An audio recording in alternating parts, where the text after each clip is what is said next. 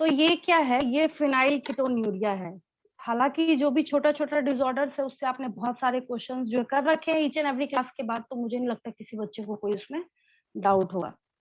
मैंने आपको बहुत सारे जो मेंडेलियन डिसऑर्डर्स हैं वो मैंने आपको बताया है, ठीक है।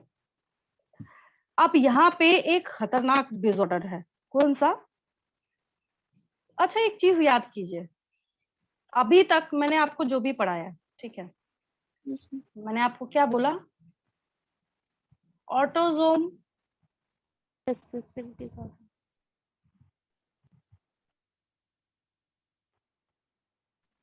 Linked disorder. मैंने कब ये व्हाइट कलर सिलेक्ट किया था, ये बेचारा आधे घंटे बाद चल रहा है, अपने आप व्हाइट हो गया। ऑटोसोम लिंक्ड रिसेसिव डिसऑर्डर, ठीक है। लेकिन यहाँ पे मैंने अभी तक आपको डी जैसा दिख रहा है ये, अभी तक मैंने आपको, क्योंकि ये एग्जाम्पल में एक आपसे पूछा जाएगा, ऑटोसोम लिंक्ड डोमिनेंट डिसऑर्डर नहीं बताया, एक भी याद आया? ऑटोसोम लिंक्ड डोमिनेंट डिसऑर्डर, है ना, ये मैंने नहीं बताया अभी तक। अब पहले ना इसका Yes, केस ma'am. समझिए, पहले आप क्या कीजिए, इसका केस समझिए, ठीक है। अगर मैं आपको समझाना स्टार्ट करती हूँ, ऑटोसोम लिंक्ड, मतलब यहाँ पे सेक्स क्रोमोसोम्स को कोई मतलब नहीं है। अगर मैं आपको समझाना स्टार्ट करती हूँ, autosome linked not recessive, recessive लिखने की आदत है ना, तो मैं फिर रिसेसिव ही लिखने जा रही थी। डोमिनेंट डिसऑर्डर, खतरनाक डिसऑर्डर हो गया है कि नहीं? अभी तक था कि रिसेसिव था, तो भाई जब तक दोनों नहीं आएंगे, वैसे अफेक्टेड वाले, जैसे थैलेसीमिया का केस याद कर लीजिए, है ना, जब तक दोनों अफेक्टेड वाले नहीं मिलते तब तक हम बोल ही नहीं सकते थे कि उसको कोई बीमारी हो सकती है, नेवर, कभी भी नहीं, ठीक है। तो यहाँ पे अब हम लोग पढ़ने जा रहे हैं ऑटोसोम लिंक्ड डोमिनेंट डिसऑर्डर। क्या मतलब है इसका? इसका ये मतलब है, in this case, in this case, इसके बारे में लिख रही हूं, in this case any disorder, any नहीं लिखना था मुझे यहाँ पे, in this case any disorder, मतलब ब्रैकेट में मैं कर देती हूँ, एनी डिसऑर्डर कैसा? डोमिनेंट जो है, अगर डोमिनेंट हुआ तो तब की बात मैं कर रही हूँ, नॉट रिसेसिव, डोमिनेंट, अब ठीक हो गया। एनी डिसऑर्डर जो डोमिनेंट है वो, इसकी बात मैं कर रही हूँ, कैन एक्सप्रेस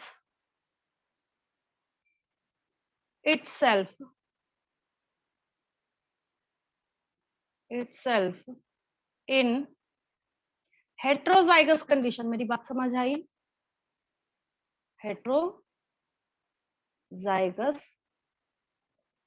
कंडीशन, बात समझ आई मेरी आप लोगों को, मैं क्या बोलना चाह रही हूँ?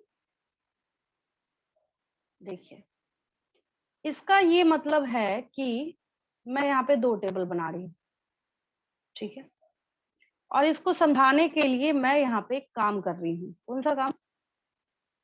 यहाँ सपोज कीजिए मुझे आपको समझाना है ऑटोसोम लिंक्ड, जो आपने पहले पढ़ रखा है, that is recessive disorder, recessive disorder, ठीक है। और इस मैं साइड मान लीजिए मैं लिख देती हूँ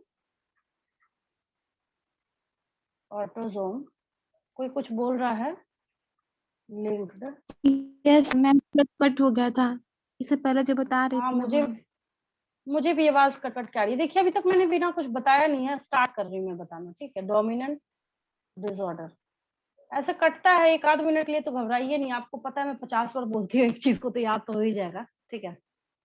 autosome linked recessive disorder, autosome linked dominant disorder, ये भी ऑटोसोम लिंक्ड है, ये भी ऑटोसोम लिंक्ड है, ये भी डिसऑर्डर है, ये भी डिसऑर्डर है, यहाँ भी जेनेटिक खराबी होगी, यहाँ भी जेनेटिक खराबी होगी, इसका गुड लक है, इसका तो खैर ये बेचारा तो त्राहिमा मचा देगा ये। कैसे? थोड़ा सा समझिए, मैं दोनों का नेट स्क्वायर बना रही हूँ आपके लिए, ठीक है। मान लीजिए यहाँ पे भी मैं क्या कर रही हूँ, यहाँ पे रिसेसिव डिसऑर्डर है, ठीक है। सपोज कीजिए मैं यहाँ पे क्या कर रही हूँ, मैंने यहाँ पे एक काम करा, क्या, यहाँ पे मैं कर रही हूँ कि वो कलर ही नहीं चेंज कर रहा, तो इसका रफ पेज तो यूज कर सकते हैं। अगर मैं ऑटोजोम्स है तो मैं क्या कर रही हूँ, सपोज कीजिए कि मैंने क्या किया, यहाँ पे लिखा, इधर रिसेसिव था, इधर क्या था, रिसेसिव था, ऐसे समझिएगा। एक साइड क्या था, रिसेसिव था, ठीक है। इधर क्या था, रिसेसिव था। ऑटोसोम लिंक दोनों है, रिसेसिव था और इधर डोमिनेंट है। इधर क्या है, डोमिनेंट है। अब समझिएगा ध्यान से, एक ही जैसे पेरेंट ले रही हूँ दोनों केस में। इधर क्या पेरेंट है, मेल कैसा है, इधर मेल है, यहाँ पे कैपिटल ए स्मॉल ए। मतलब समझे क्या हुआ यहाँ पे, ये ए जो है ना, ए ये अफेक्टेड जीन है, ठीक है। फीमेल क्या है, ये भी कैपिटल ए स्मॉल ए है। समझिए in the case of thalassemia, क्या समझिए, in the case of thalassemia, ठीक है। इधर क्या होगा फिर, डोमिनेंट डिसऑर्डर में यहाँ पे क्या हुआ, मेल लिया मैंने, दैट इज कैपिटल ए और स्मॉल ए। सेम केस ले रही हूँ, बात समझिएगा, ठीक है। यहाँ अफेक्टेड जीन कौन सा है, एक ही इसके पास भी बैठा है। मान लीजिए डोमिनेंट है तो उस बड़े वाले को अफेक्टेड बता रही हूँ मैं, बात समझिएगा जो मैं बोल रही हूँ बहुत ध्यान से, ठीक है। और ये फीमेल है, यहाँ पे भी क्या हुआ, कैपिटल ए और ये स्मॉल ए। पूरे जेनेटिक्स का रूल है, आज तक जो आपने सीखा है, हम हमेशा रिसेसिव ट्रेट को स्मॉल लेटर से लिखते हैं और हम हमेशा डोमिनेंट ट्रेट को कैपिटल लेटर से लिखते हैं, चाहे हम यहाँ की बात करें चाहे हम यहाँ की बात करें। इसमें कोई दिक्कत किसी को? No ma'am. जीनोटाइप सेम होगा, दोनों में सेम बनाऊंगी, एक जैसा ही बनाऊंगी, कोई दिक्कत नहीं आएगा। सबसे अच्छा तरीका है बच्चों के डाउट्स को क्लियर करने का। इसमें ना बच्चों के दिमाग में बहुत खिचड़ी बनती है इस टॉपिक को लेके, ठीक है।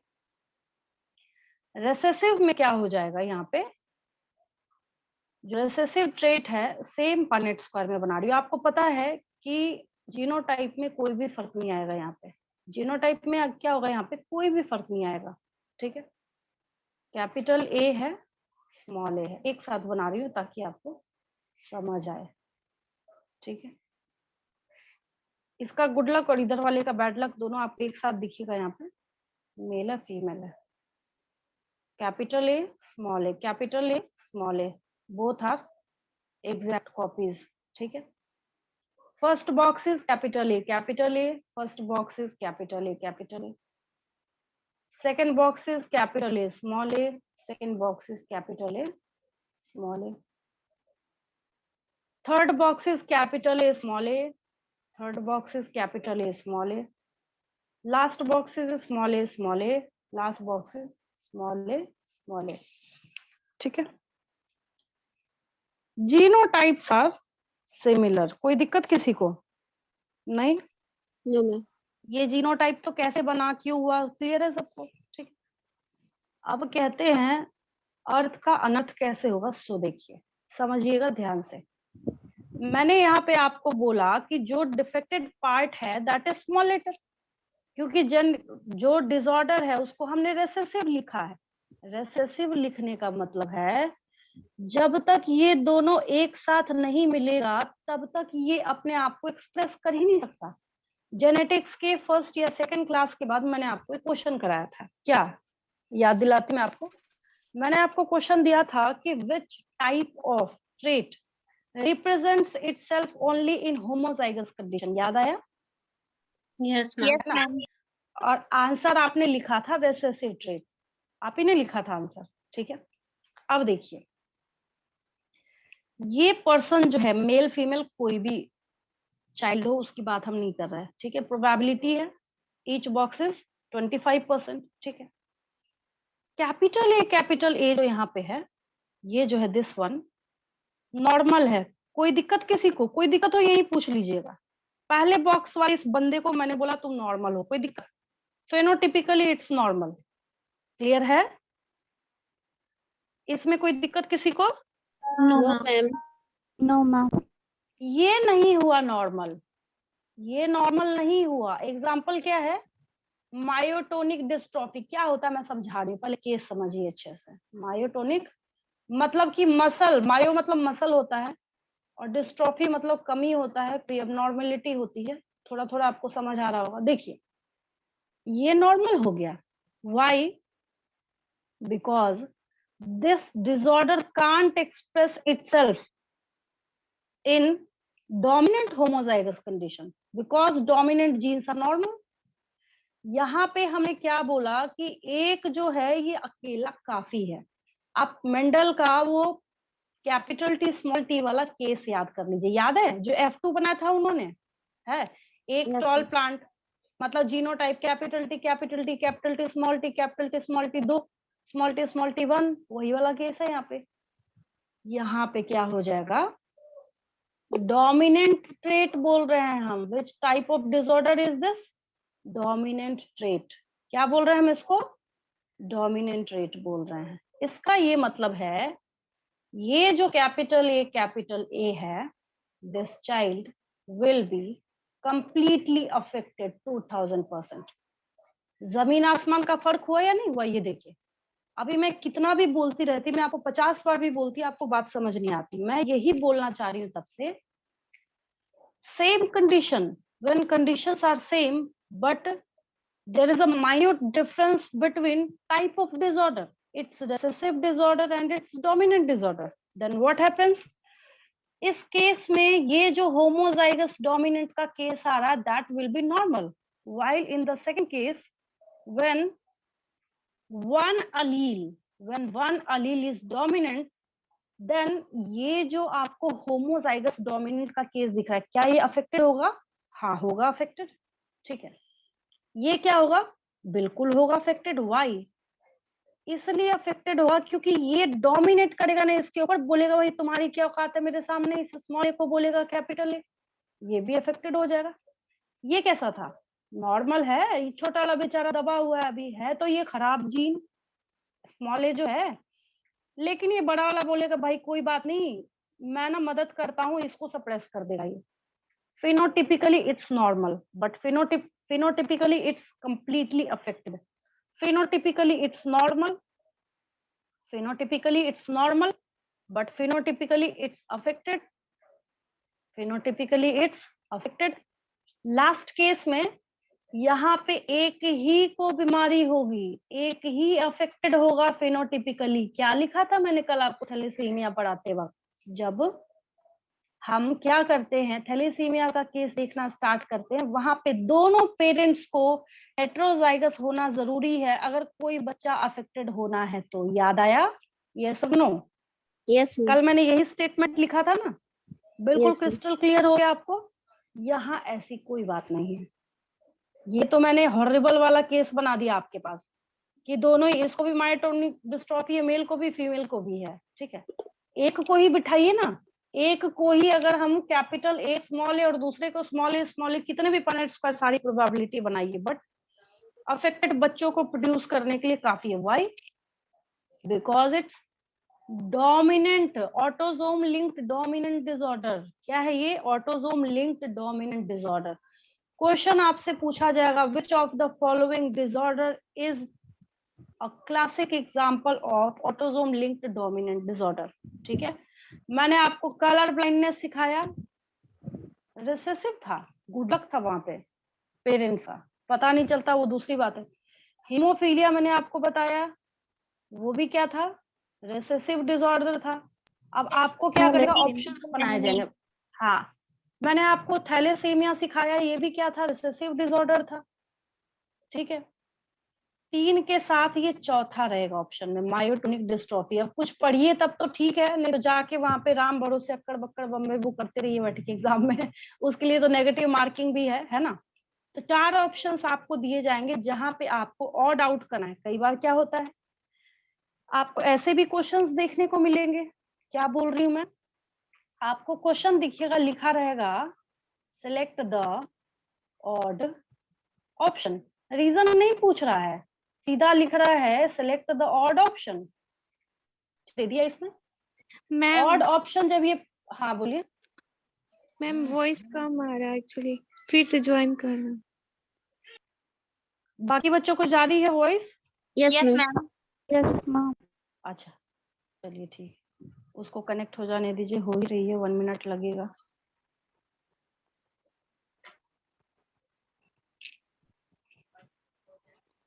आज देखिए, आज ये बहुत अच्छा काम कर रहा है, ये जब मैं इस पे नहीं पढ़ा रही तब ये बहुत अच्छा, एक बार भी ब्लिंक नहीं किया ये तब से, है ना। और कल मैं पढ़ा रही थी तो इसके 1000 नखरे थे, ये अप डाउन पता नहीं, इसने दिमाग खराब करके रख दिया। आज सही काम कर रहा है, ये एक बार भी नहीं ब्लिंक किया इसने।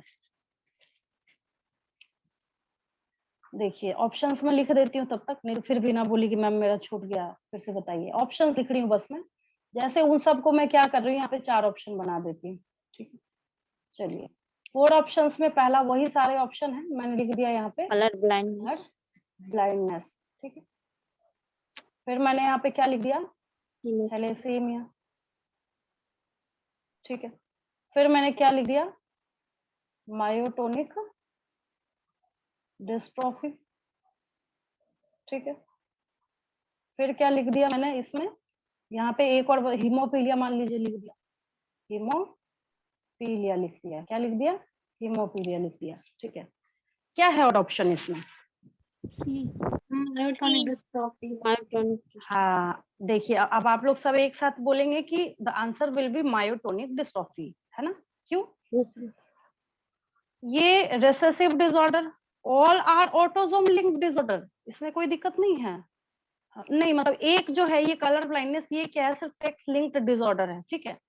लेकिन डोमिनेंट की जब हम लोग बात करें यहाँ पे, तो डोमिनेंट कौन सा डिसऑर्डर यहाँ पे आ रहा है, मायोटोनिक डिस्ट्रोफी आ रहा है। कौन सा आ रहा है, मायोटोनिक डिस्ट्रोफी आ रहा है, ठीक है। अब अगर आपको बोले select the odd option regarding, अभी क्वेश्चन बदल के देखिए, मैं आंसर बदल देती हूँ। Select the odd option regarding, मान लीजिए जब मैंने लिखा था यहाँ पे select the odd option regarding dominant and recessive, तब आंसर क्या हो गया, तब आंसर जो आप अभी दे रहे हैं ये हो गया। अगर मैं यहाँ पे क्वेश्चन बदल दूं, select the odd option regarding sex linked और ऑटोसोम लिंक, तब क्या हो जाएगा आंसर, अब सोचिए आंसर क्या हो। Yes very good. तब क्या होगा, ये कलर ब्लाइंडनेस जो जाएगा ना, हेमोफीलिया भी तो सेक्स लिंक्ड है। हाँ हाँ 2 हो जाएगा यहाँ पे। और इसके आपको यहाँ पे क्या किए जाएंगे, सब ऑप्शंस बनाए जाएंगे, इसके क्या किए जाएंगे आपको, सब ऑप्शंस, क्योंकि यहाँ पे रेशियो 50-50% का आ रहा है। सब ऑप्शंस देखिए, मान लीजिए मैंने 4 और सब ऑप्शन बनाए, A B C and D, ठीक है।